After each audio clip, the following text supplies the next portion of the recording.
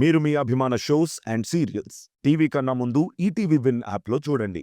Download and subscribe to ETV win app. 99 రూపాయలు మాత్రమే. వసంత కోకిల వనమంతా పిలుపులా వసంత కోకిల జగమంతా గెలుపులా.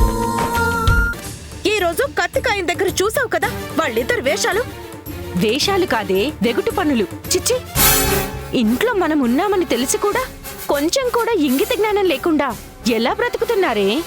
అలవాటు పడ్డ ప్రాణాలు కదమ్మా, అన్నీ మర్చిపోయి ప్రేమలో మునిగి తేలుతున్నారు. చిచ్చి, మనుషులేనా వాళ్ళు? నీతి న్యాయం లేకుండా ఇంత నీచంగా బ్రతికే వాళ్ళని మొట్టమొదటిసారిగా చూస్తున్నాను. మీ మామయ్య ఏమో స్నేహితుడికి మంచి జీవితం ఉండాలి, నువ్వు భారీగా వస్తే భవిష్యత్తు సంతోషంగా ఉంటుందని నమ్మి ఈ పెళ్లి చేశాడు. కానీ ఈ పెళ్లిని సంధ్యా సూర్య కలిసి పెటాకులు చేస్తున్నారన్న విషయం తెలియడం లేదన్నమాట. అన్న మాట కాదు, ఉన్న మాటే మనిద్దరం కళ్ళారా చూసిన నిజమే. మావేని అమాయకుణ్ణి చేసి ఎన్ని రోజులు ఇద్దరు వాడుకున్నారు. ఇప్పుడు మా ఆయన్ని పర్మనెంట్ గా తన కంట్రోల్లో ఉంచుకోవడానికి నన్ను పావుగా వాడుకొని పెళ్లి పేరుతో ఆయన్ని కట్టేసుకుంది. నమ్మించి మోసం చేయడంలో ఆవిడ గారిని మించిన వాళ్ళు ఎవ్వరూ ఉండరు. అవునే తల్లి, నువ్వు చెప్తే ఏమో అనుకున్నాను, కానీ కల్లారా ఒక్కొక్కటి చూస్తుంటే వీళ్ళిద్దరి కదా చాలా దూరం పోయిందనిపిస్తుంది. చూస్తూ ఊరుకుంటే మేస్తూ పోయిందన్నట్టు అడిగేవాళ్ళు లేరు కదా అని ఇద్దరూ రెచ్చిపోతున్నారు. అమ్మా, ఆలస్యం అయితే అయింది, కానీ కనీసం ఇప్పటికైనా నాకు తెలిసిన నిజాన్ని డైరెక్ట్ గా నువ్వు కూడా చూసి తరించావుగా. అవునే, ఇక లాభం లేదు, ఏదో ఒకటి చెయ్యాలి. ఏంటి చేసేది? ఫ్రీగా సినిమా చూసినట్టు వాళ్ళ బాగోతాన్ని కళ్ళప్పగించి చూడటమే కదా. కావేరి, మీ అమ్మని తక్కువగా అంచనా వెయ్యకు. సామర్లకోటలో పుట్టి పెరిగిందాన్ని, ఆ భీమేశ్వరుడి సాక్షిగా చెప్తున్నాను. ఫ్రీగా వాళ్ళ సినిమా చూడటం కాదు, నీకు చూపిస్తాను. అదేనే, నీ కళ్ళ ముందే ఆ సంధ్య బ్రతుకుని ఎంత అల్లరిపాలు చేస్తానో నువ్వే చూడు.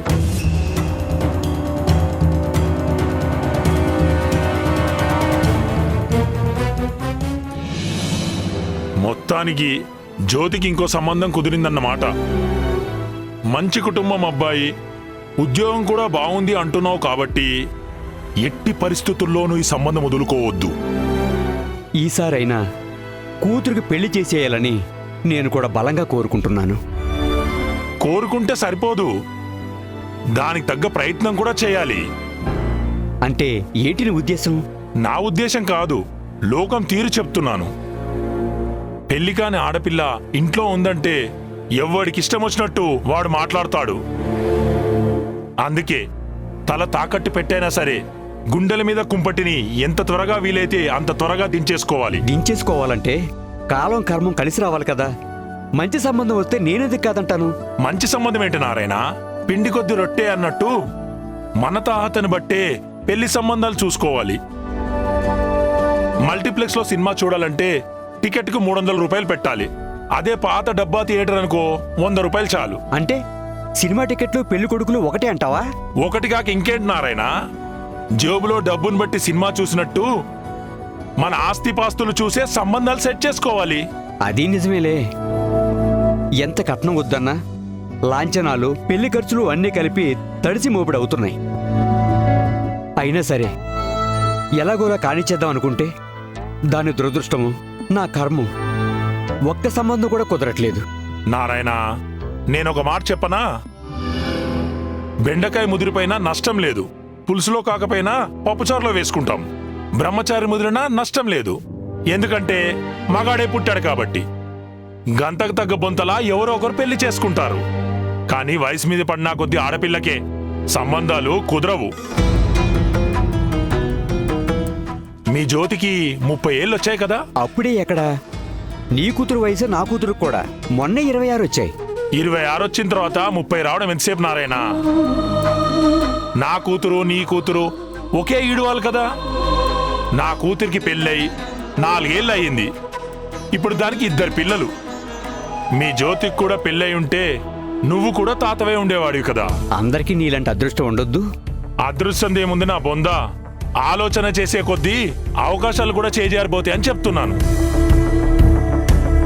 నారాయణ, ఈ కాలం ఆడపిల్లలు ఎలా ఉన్నారు మనం రోజు చూస్తూ ఉన్నాం. చేతిలో ఫోన్లు, ఆ ఫోన్లో వచ్చే వీడియోలు, ప్రేమ గీతాలు, విరహ వేదనలు, నానా రకాల చెత్త అంతా అందులోనే ఉంటుంది. వయసులో ఉన్న నీ కూతురికి సకాలంలో పెళ్లి చేయకపోవడం వల్ల కర్మకాలి నీ కూతురు మనసు చెలించిందే అనుకో, ఒకవేళ జరగరానిది ఏదో జరిగిందే అనుకో, కాలు జారి ఏ కడుపు వచ్చిందనుకో. పరమేశం, బుద్ధుందా లేదా? ఒక ఫ్రెండ్ గా నా కష్టాలు చెబుతుంటే నా కూతురు గురించి నువ్వు మాట్లాడే పద్ధతి ఇదేనా? అంటే అలా జరుగుతుందేమో అని ముందే హెచ్చరిస్తున్నాను. ఎవరికి కావాలయ్యా నీ బోడి హెచ్చరికలు? నా కూతురు నిప్పయ్యా, నిప్పు. నా కూతుర్ని అందరితో పోల్చి మాట్లాడితే నేను ఊరుకునేదే లేదు. కోపం తెచ్చుకోకు నారాయణ. నీ కూతురికి పెళ్లి ఆలస్యం అవుతుందని ఈ కాలంలో జరుగుతున్న విషయాలే చెప్పాను. అలా చెబితేనైనా నీలో భయం మొదలై కూతురు పెళ్లికి ఇంకా గట్టి ప్రయత్నాలు చేస్తావని అలా అన్నాను. అంతేగాని మన జ్యోతిని తక్కువ చేయాలనో తప్పుగా మాట్లాడాలని మాత్రం కాదు. నారాయణ, ఈసారి వచ్చింది మంచి సంబంధం అంటున్నావు కాబట్టి ఎట్టి పరిస్థితుల్లోనూ వదులుకోవద్దు. నారాయణ, అవసరమైతే ఇల్లమ్మైనా సరే పెళ్లి చేయాలి. ఈసారి కలిసినప్పుడు పెళ్లి కుదిరిందన్న శుభవార్త నాతో చెప్పాలి. వస్తాను.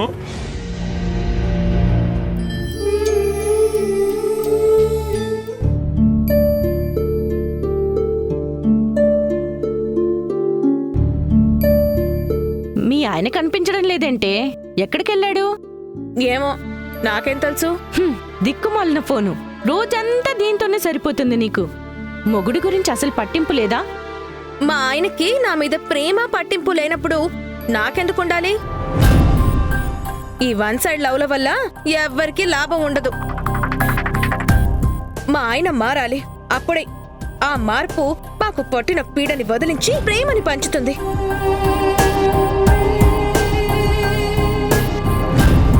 హాస్పిటల్కి వెళ్తున్నారా? అవునక్క. అత్త రెడీ అయిన విధానం చూస్తుంటే హాస్పిటల్ కి వెళ్తున్నట్టు లేదు, ఏదో ఫంక్షన్ కో పార్టీకో వెళ్తున్నట్టుంది. అత్త, మామయ్యకి తెలియకుండా నువ్వు అలాంటిదేమైనా ప్లాన్ చేసావా? నాకు తెలియకుండా ఎందుకు ప్లాన్ చేస్తుంది? ఎందుకు చేయదు? నువ్వు మరీ అమాయకుడివి మామయ్య. అంటే ఏం లేదు మామయ్య, అత్త నీకు సడన్ సర్ప్రైజ్ ఇవ్వడానికి అలా ప్లాన్ చేసిందేమో అంటున్నాను. సర్ప్రైజ్ ఏం ఉండదు కావేరి. సంధ్య నాతో ఎప్పుడు బయటకు రావాలన్నా ఇంతే అందంగా రెడీ అవుతుంది. నిజం చెప్పాలంటే అందం కట్టే కట్టులోనో వేసే బట్టలోనో లేదు, సంధ్య మనసులో ఉంది.